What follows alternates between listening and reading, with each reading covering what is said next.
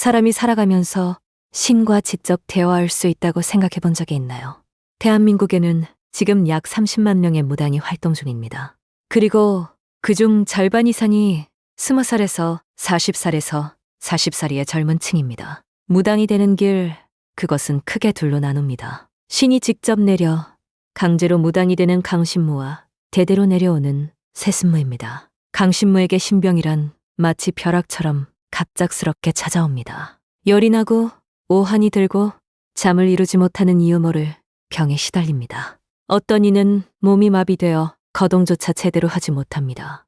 김주연 씨는 몇 번의 죽을 고비를 넘기며 신병을 겪었습니다.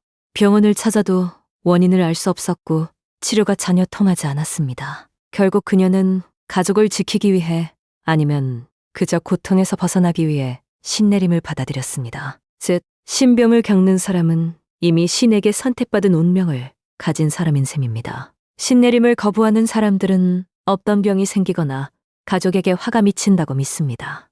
그래서 누른곳띠라는 것으로 신내림을 억지로 막으려 하기도 합니다. 그러나 그것은 병을 키우는 일시적인 처방에 불과할 뿐입니다. 신병의 마지막 단계는 바로 내림굿입니다. 이것은 신을 맞아들이는 신성한 의식입니다. 내림굿은 보통 이틀에서 사흘 동안 계속됩니다. 첫날, 당신은 오색천으로 둘러싸인 정화의식으로 시작합니다.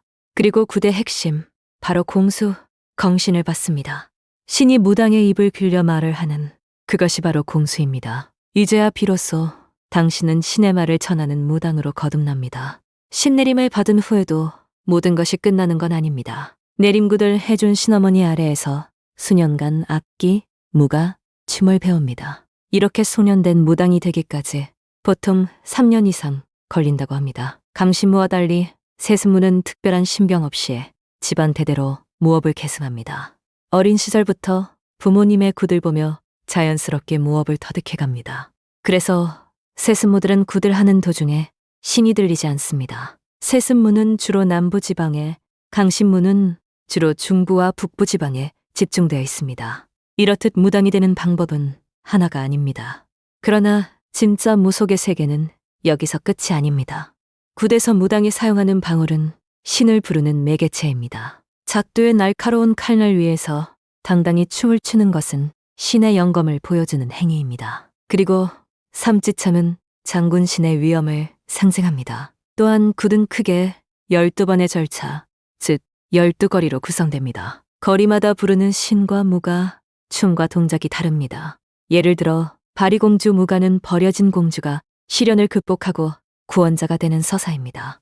이 서사무가는 신의 내력을 이야기하며 굿의 흐름을 이끕니다. 굿은 단순한 의례가 아니라 하나의 거대한 종합 예술인 셈입니다. 이 예술적 가치를 인정받아 여러 지역의 굿이 국가무형문화재로 지정되었습니다. 대표적인 인물로는 국가무형문화재 큰 무당 김금화 할머니가 있습니다. 그녀는 영화 만신의 실제 모델로 한국 무속의 세계화에 앞장섰습니다. 우리의 무속 문화는 이제 K무속으로 재탄생하여 대중문화를 강타하고 있습니다. 영화 파묘에서 활 입은 컨버스 운동화에 가죽 자켓을 입고 등장했습니다. 이제 무당은 무서운 대상이 아닌 나의 고민을 들어주는 친근한 인플루언서가 되었습니다. 하지만 무속의 그림자는 여전히 존재합니다. 일부 무속인들의 방송은 고도의 사기 수법으로 이어지기도 합니다. 무속 시장의 규모는 1조 4천억 원대로 추정됩니다.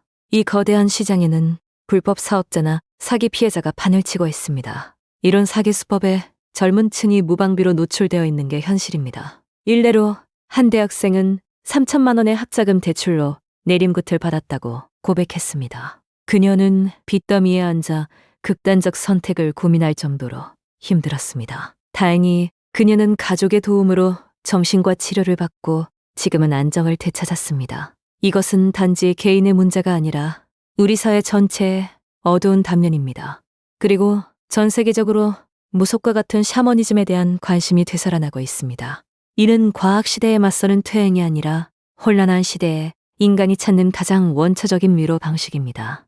우리가 진짜로 바라는 것은 어둠 속에서 길을 잃었을 때 누군가 손을 내밀어주는 존재입니다. 그 상대가 신이든 사람이든 때로는 무당이든 말입니다. 우리는 결국 무당이나 신을 바라는 게 아닐지도 모릅니다. 우리가 정말로 갈망하는 것은 나의 절박한 외침에 진심으로 귀 기울여줄 누군가의 존재인 것입니다.